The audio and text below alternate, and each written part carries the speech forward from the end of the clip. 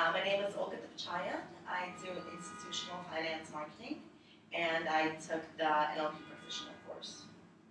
I came here originally because I've been learning a lot about NLP from just books that I've been reading, and eventually I got to a point where I realized there's only so much I can read. That I need to actually go and do this stuff, and find someone to teach me this stuff, because there's a million questions. Didn't really know who to ask. Tried doing it with my friends, but it was like the blind leading the blind. So I found this school, and the goal that I had for coming to the school was communication in business, work, and my career, and in my personal life with friends, with family, and in social settings. Because I feel that we're always communicating, we're always with people in even when you're at the store and the cashier clerk. So I wanted to really improve those communication skills, and also understand how it is that the human mind works, how the unconscious mind works, and how we can leverage that for better communications, with people and with ourselves as well. I guess I learned a lot more about the unconscious mind than I had known to begin with. Things like it always acts in your best intention. Um, I learned how I can really incorporate some of the language patterns. The traditional patterns, the coach-client patterns, were kind of a nice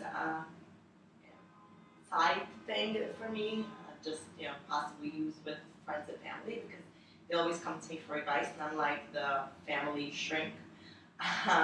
So possibly using that, but it wasn't the primary goal. But I definitely did learn some really interesting patterns and how the unconscious mind works.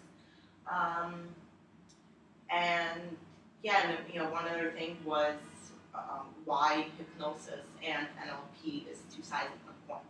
So I heard about that before, but I didn't fully understand why they're so closely related. And having done this course and going to an NLP lab as well, I fully understand, why you kind of do need to have that trance that the person is in for change work, and it's because you're dealing with the unconscious mind. And when you're dealing with the unconscious mind, you have to turn off the conscious mind.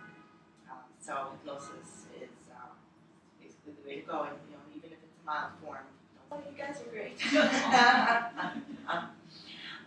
So Jess, I guess, is very, very well versed in storytelling and in speaking to the unconscious mind.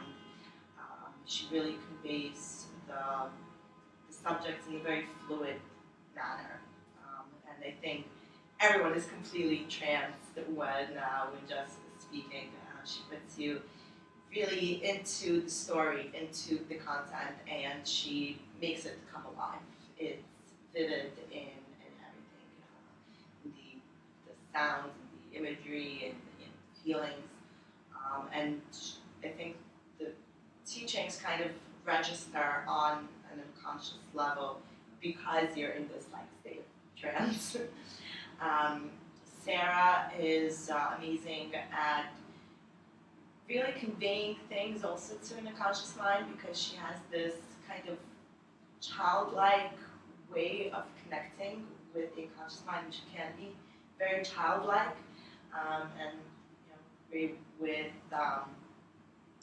the metaphors, and just in the overall happy and upbeat energy. I think it comes from the fact that she was a kindergarten teacher, so there's definitely this kind of connection, this loving connection that she builds when she's teaching. And Sean's amazing. I think he's really great at the really conveying the neurology of the mind, the scientific aspects of the mind, fairly, I guess the other words used for scientific, but methodical be, but although he's methodical, he blends it well with the flexibility to kind of maneuver waters in whichever way they need to go when working with clients and when teaching the subject. He's really great in answering the questions, anything that's obscure that might come up, and relating the answer specifically to a person situation. So even if someone asks the question that's very general and vague, he will give an answer that will resonate specifically with the person. I absolutely would. It's a great experience. There's definitely a lot to learn from the communications and linguistics to the workings of the brain, being able to connect with people. A lot of people take this to be a coach specifically in their profession, but a lot of people, such as myself, also have taken it for other aspects of their life. Some people have taken it, I guess, to improve themselves and better themselves. Others for communication. Others for business. Others for possibly children, the way they communicate with their children, with their family. So it's really a diverse amount of skills that you can learn here. It might be a little bit tricky applying them afterwards, but that's where the practice comes in, and really just kind of keeping it up. And it's also a really great community that gets built here because you're working with the same people on a very personal level and developing those one-on-one connections that kind of transcend into a community. And Jess, Sarah, and Sean, they're really great at upholding the community with other events like the NLP Lab, and their picnic, and the book club, movie nights. So they really try to have people stay in the circle even when they're done with